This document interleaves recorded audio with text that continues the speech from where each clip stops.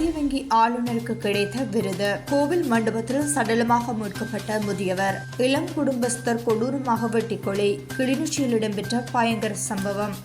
சிங்களம் தெரியாததால் ஆபத்தான கும்பலின் வலையில் சிக்கிய டாக்ஸி.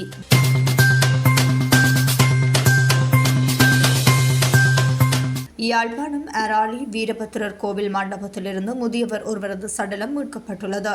அராலியை சேர்ந்த 81 வயதுடைய கணேசலிங்கம் என்பவரது சடலமே இவ்வாறு மீட்கப்பட்டுள்ளது.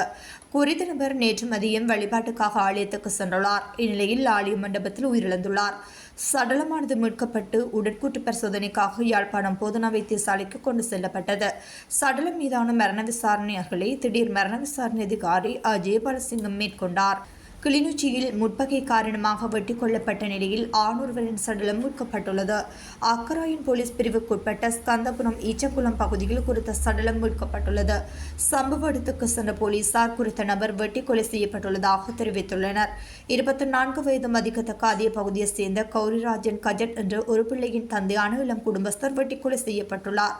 சம்பவம் தொடர்பில் அக்கராயன் போலீசார் தீவிர விசாரணைகளை மேற்கொண்டு வருவதாக தெரிவிக்கப்படுகின்றது. குற்ற கும்பலுடன் தொடர்பு இசாரா செவ்வந்தி கும்பலிடம் சிங்களம் தெரியாத நிலையில் யாழ்ப்பாணத்தை சேர்ந்த டாக்ஸி சிக்கியுள்ளதாக தகவல்கள் வெளியாகியுள்ளன. கனேன் உள்ள சஞ்சீவ கொலை தொடர்பாக கொழும்பு மாவட்ட குற்றத்தடுப்பு பிரிவின் தடுப்பு காவலில் உள்ள இசாரா செவ்வந்தி கிளிநொச்சி பகுதிக்கு அழைத்து செல்லப்பட்டார். கடந்த சில நாட்களாக விசாரணைக்காக இசாரா செவ்வந்தி அழுத்கம தொடர்ந்துவ மற்றும் மித்தினி உள்ளிட்ட பல பகுதிகளுக்கு அழைத்து செல்லப்பட்டுள்ளார்.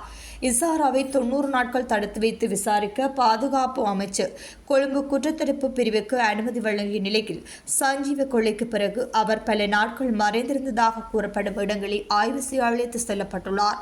இதற்கிடையில் கெகல்பத்ர பத்மேவின் அறிவுறுத்தலின் பேரில் இசாராவை போன்ற தோற்றமுடைய ஒரு இளம்பெண்ணை தேடிய ஜெஃப்னா சுரேஷ் டாக்ஸி என்ற பெண்ணை சந்தித்ததாக கூறப்படுகின்றது. அவருக்கு சிங்களம் பேச தெரியாத நிலையில் வெளிநாட்டுக்கு வேலைக்கு அனுப்புவதாக கூறி சுரேஷ் அந்த பெண்ணை நேபாளத்துக்கு அழைத்து சென்றதாக போலீசார் தெரிவித்தனர்.